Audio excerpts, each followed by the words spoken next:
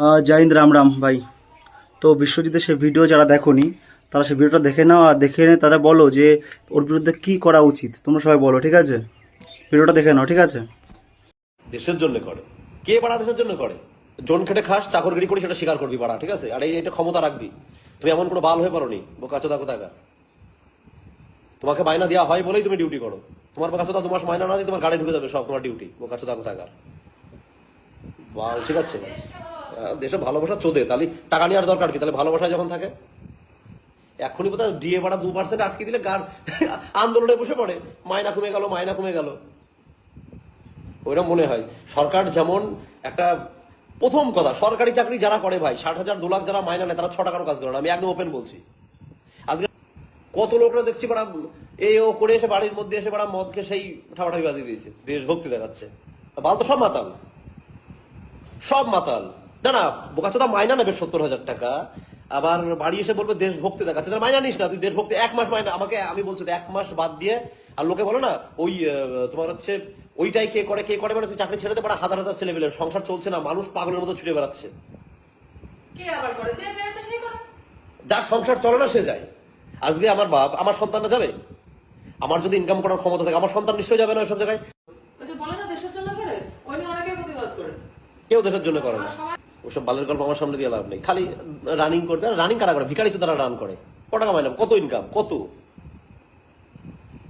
কি হয়েছে রানিং কে করছে? একজন লিখেছে, মানে অনেক আগে একটা কমেন্ট করেছে, রানিং রানিং করা ভিখারিরা করে, পাল রান করতে যাবো কি জন্য? আমার যদি শুয়ে থেকে যদি পয়সা কামানোর ক্ষমতা থাকে, আমার যদি বিজনেস থাকে, আমার যদি কোয়ালিটি থাকে, আমি কেন রান করতে যাবো? বাড়া বাল এড়িয়ে দেখাচ্ছে এখানে বাড়া। এখনই সরকার মাইনা বন্ধ করে দেখি বাড়া কে কত দেশ ভালোবাসে, বলে এখনই বেরিয়ে যাবে। দিক বন্ধ করে মাইনা দেখি, বোকা শুধু আমার। আর আমি বলেছি তো, একদম লো গ্রেডের চাকরি কারা করে? যারা ভিখারির বাচ্চা তারা, আমাদের মতো যারা ভিখারি ঘরের ছেলেবেলা তারা করে। হ্যাঁ, আমি ভিখারি ছিলাম, আমি করিনি, আমি অন্য কিছু করে পয়সা কামিয়েছি, আমার ক্ষমতা আছে, ঠিক ঠিক। ওর জন্য বাল আমাদের 9টা 5টা যেতে হয় না, কোনো জায়গায় গিয়ে পড়েও থাকতে হয় না। তোর ক্ষমতা নেই, তুই সেখানে গিয়ে পড়ে আছে, তাই এত ভালো খাওয়ার কি আছে বাড়া? যার ক্ষমতা নেই সে গিয়ে পড়ে থাকবে, যার ক্ষমতা সে পড়বে না। তো ও যে ফজিতে এত গালি গালি দিয়েছে, এত এ কথা বলেছে, এত দেশের জন্য এ করে না, কিছু করে না। তো তাকে বলছি, যখন অপারেশন সিন্দুরের সময় যে গুলিগুলো এসেছিলো না, ওসব ফজিরা নিয়েছিল। প্লাস যতদিন আজ পর্যন্ত দেশের জন্য না সৈন্যরা জান দিয়েছে। কারণ আমার বন্ধু, আমাদের ব্যাচমেট, 4টে ব্যাচমেট অপারেশন সিন্দুরের মধ্যে শহীদ হয়ে গেছে। তারপরে এই যে জম্বুতে বার আসলো, বারেতে একটা আমাদের ব্যাচমেট 23-এর ব্যাচের একটা ব্যাচমেট ওখানে বারে বর্ডার ডিউটি চলাকালীন ডিউটিতে সরতে পারেনি, বারে এসে বন্যায় এসে ওকে ডুবিয়ে দিয়ে গেছে, সিলেটে স্পট ডেট হয়ে গেছে ওখানে। তারপরে রিসেন্ট এই 2 দিন হলো একটা নিউজ দেখলাম, বিএসএফের এটা। তো তোমার ওখানে হয়েছে, একটা লোক ডিউটির থেকে মানে বাড়ি আসছে, পুজো ছুটির জন্য বাড়ি আসছে। বাড়ি আসে তো তার ওয়াইফকে ফোন করেছে সে, যে কি বাড়ি আসছি, সবাই খুশি, বাড়ির সবাই খুশি, কিন্তু বাড়ি তার সকালে নামার কথা ছিল পরের দিন। তো সকালে ও স্টেশনের বাড়ির লোক আনতে গেছে, যেতে ট্রেন থেকেও নামেনি। তো পরে খোঁজ নেওয়া হয়েছে ওর, দেখে ওর ট্রেনে নেই। তো পরে রিসেন্ট তার পরের দিন ওর বাড়িতে ওর বডি এসছে কাফিনে করে, তিরঙ্গায় লিপ্টা ওর বডি এসছে। তো তার ফ্যামিলিকে জিজ্ঞেস করো, আর যে ছেলেগুলো, যে মেয়েগুলো যে আমাদের দেশের জন্য শহীদ হচ্ছে, তাদের ফ্যামিলি জিজ্ঞেস করো তাদের অবস্থা কী। আর তোমরা বলছো ফজি কিছু করে না। না, আরে ভাই, তোর অকাত কী আছে ফজির বল? দেখেছিস তো 2 পয়সার মুখ কদিন হলো, তোর তো কোনো অকাত নেই ফজিদের বিষয়ে কিছু বলার। ফজি পুলিশদের দেখ ভাই, সারাদিন ভরে ওদের ডিউটি করছে, ওদের মধ্যে ট্রাফিকে দাঁড়িয়ে ডিউটি করছে, যাতে রাজ্যর মধ্যে অশান্তি না হয়।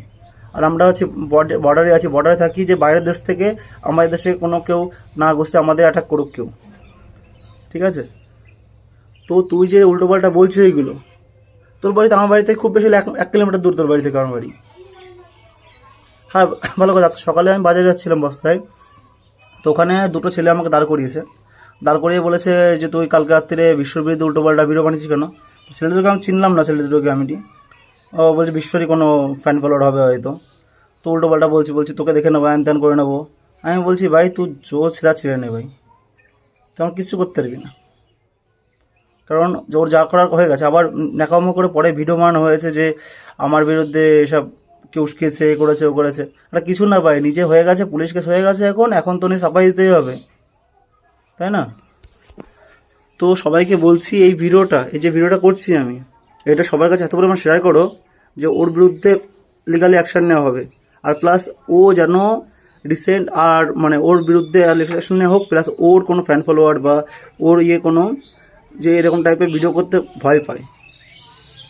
দেশের first line of defence BSF, আন্দার যে আমাদের আন্তর্জাতিক সুরক্ষা দেয় সিআরপিএফ, আইটিবি। আরে ভাই, দেশের বাড়ি থেকে 6 মাস বাইরে পড়ে আছে সবাই, বাড়ি আসতে পারে না। সিয়াচিন বর্ডার ঠান্ডা, ওখানে মাইনাস 30 ডিগ্রি 35 ডিগ্রি ঠান্ডার মধ্যে থেকে দেখো ওই সব বডি। আর বলিস দৌড়াই কে? খড়িপুরা দৌড়ায়। আরে ভাই 5 কিলোমিটার দৌড় যেটা আছে না, ওটা 24 মিনিট তুলে দেখ ভাই, ঠিক আছে? আজ তো ষাঁড়ের মতো কালো ষাঁড়, মহিষাসুরের মতন বানিয়েছিস বডি, কোনো কাজে লাগে না বডি। ওই যে বডি দেখাস ওইটাই কোনো কাজে লাগে না, তাও সাপ্লিমেন্ট খেয়ে বানিয়েছিস, ন্যাচারাল বানিয়ে দেখা বডি। তোর তে ভালো বডি বিল্ডার 6 প্যাক আমাদের ফজে আছে, ঠিক আছে? তোর তে ভালো 6 প্যাক বডি বিল্ডার ফজে আছে, তার বডি বিল্ডিং করছে, ইন্টারন্যাশনাল লেভেল বডি বিল্ডিং করছে ফজের থেকে। তুই ইন্টারন্যাশনাল লেভেলে যেতে পারছিস না। গাছে তো রাজ্যের একটা কম্পিটিশন জিতেছিস, কোথায় এই জিতেছিস ওই জিতেছিস, তাহলে ইন্টারন্যাশনাল লেভেলে তখন যাসনি এখনো। ফজের থেকে ইন্টারন্যাশনাল লেভেল পর্যন্ত বডি বিল্ডিং করে এসছে, ঠিক আছে? তোকে বলছি ভাই শুধরে যা, যতই ক্ষমা চাস তো ক্ষমাকে করবে না তোকে। তুই ক্ষমা করে ভিডিও করছিস না, নাটক ভিডিও সবাই দেখেছে ওটা, তো সাবধান হয়ে যা, ঠিক আছে? আর সব ফাজি ভাইদের বলছি ওর বিরুদ্ধে সবাই লিগাল অ্যাকশন নাও, আর ওর মতো যেন কেউ করতে না পারে আর পরে। জয় হিন্দ, রাম রাম ভাই।